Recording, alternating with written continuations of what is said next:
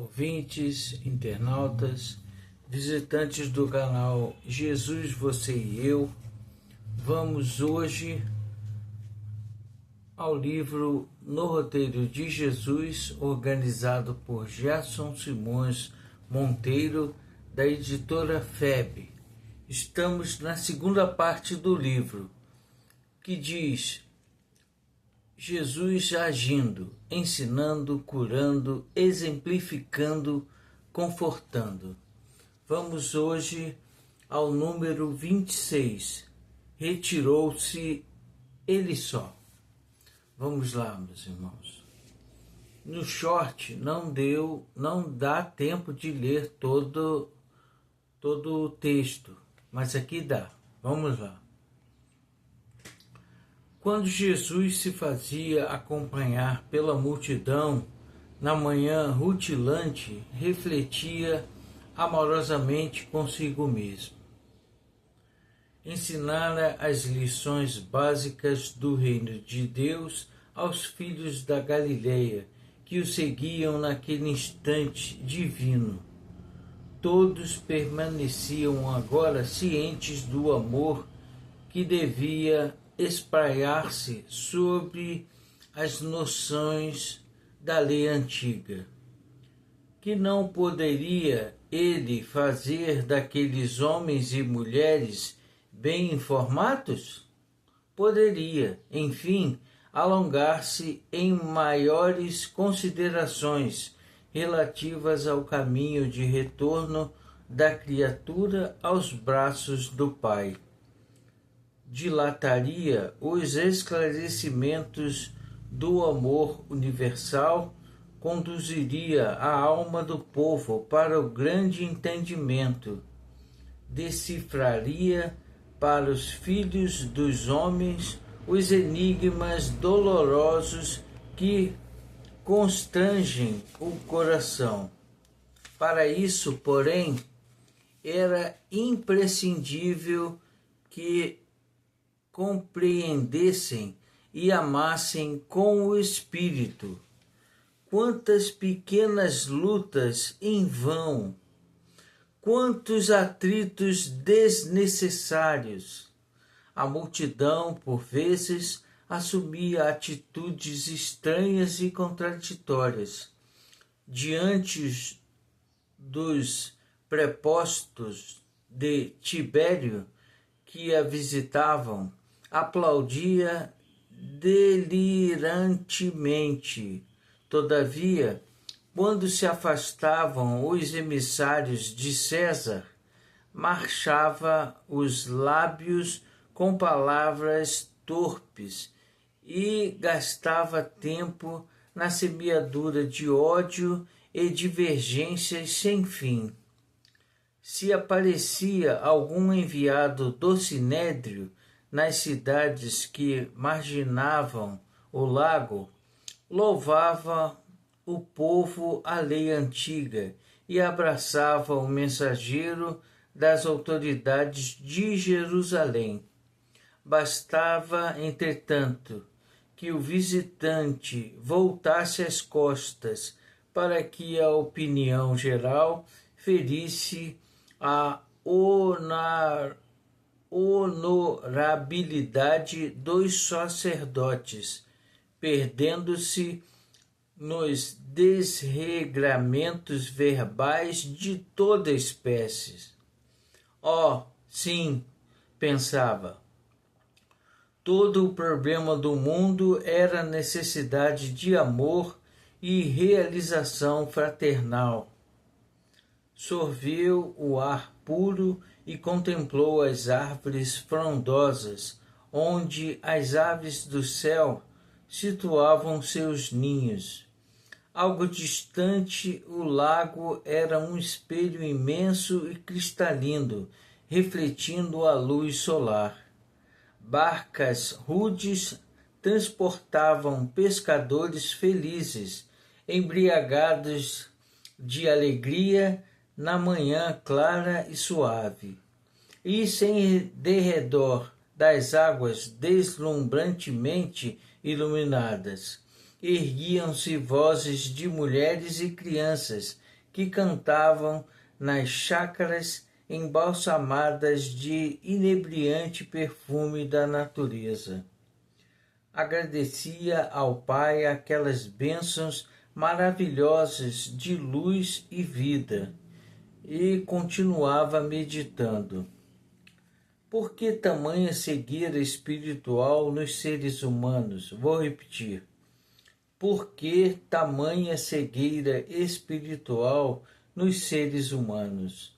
Não viam, porventura, a condição paradisíaca do mundo? Por que se furtavam ao concerto de graças da manhã? Vou repetir. Por que se furtavam ao concerto de graças da manhã? Como não se uniam todos ao hino da paz, da gratidão que se envolava de todas as coisas? Toda aquela multidão que o seguia precisava de amor, a fim de que a vida lhe tornasse mais bela. Ensiná-la-ia a conferir cada situação o justo valor. Quem era César, senão um trabalhador da providência, sujeito às vicissitudes terrestres, como outro homem qualquer? Não mereceria compreensão fraternal o imperador dos romanos, responsável por milhões de criaturas? Algemado às obrigações sociais e políticas, atento ao superficialismo, algemado às obrigações sociais e políticas, atento ao superficialismo das coisas, não era razoável que errasse muito, merecendo, por isso mesmo, mais compaixão? E os chefes do Sinédrio não estavam sufocados pelas orgulhosas tradições da raça? Poderiam, acaso, raciocinar sensatamente se permaneciam fascinados pelo autoritarismo do mundo? Refletia o mestre, como seria infeliz o dominador romano a julgar-se efetivamente rei para sempre, distraído da lição dura da morte. Como seria desventurado o sumo sacerdote que supunha poder substituir o próprio Deus? Sim, Jesus ensinaria aos seus seguidores a sublime sabedoria do entendimento fraternal. Tomado de confiante expectativa, voltou-se o Messias, tomado de confiante expectativa, voltou-se o Messias para o povo, dando a entender que esperava as manifestações verbais dos amigos, e a multidão aproximou-se dele mais intensamente. Alguns apóstolos caminhavam à frente dos populares em animada conversação. Rabi, exclamou o patriarca Matã, morador de Cafarnaum, estamos cansados de suportar injustiças. É tempo de tomarmos o governo, a liberdade e a autonomia. Os romanos são pecadores devassos em trânsito para o montouro. Estamos fartos. É preciso tomar o poder. Jesus escutou em silêncio e antes que pudesse dizer alguma coisa, Raquel, esposa de Jeconias, reclamou asperamente: Rabi, não podemos tolerar os administradores sem consciência. Meu marido e meus filhos são miseravelmente remunerados nos serviços de cada dia. Muitas vezes não temos o necessário para viver como os outros vivem. Os filhos de Ana, nossa vizinha, adulam os funcionários romanos e, por esse motivo, andam confortados e bem dispostos. A revolução, clamava Esdras, um judeu de 40 anos presumíveis que se acercou desrespeitosamente como adepto apaixonado, concitando o líder prudente a manifestar-se. Rabi, suplicava um ancião de barbas encarnecidas, conheço os prepostos de César e os infames servidores do tetrarca. Se não modificarmos a direção do governo, passaremos fome e privações. Escutava o Senhor profundamente condoído. Verificava com infinita amargura que ninguém desejava o reino de Deus, de que se constituíra portador. Durante longas horas, os membros da multidão recriminaram o imperador romano, atacaram patrícios ilustres que nunca haviam visto de perto, condenaram os sacerdotes do templo, caluniaram autoridades ausentes, feriram reputações, invadiram assuntos que não lhes pertenciam, acusaram companheiros e criticaram acerbadamente as condições de vida e os elementos atmosféricos.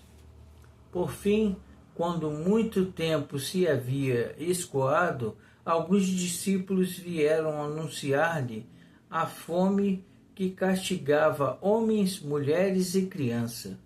André e Felipe comentaram calorosamente a situação. Jesus fitou-os de modo significativo e respondeu melancólico: Pudera, há muitas horas não fazem outra coisa senão murmurar inutilmente. Em seguida, espraiou o olhar através das centenas de pessoas que o acompanhavam e falou comovidamente: Tenho para todos o pão do céu, mas estão excessivamente preocupados com o estômago para compreender-me.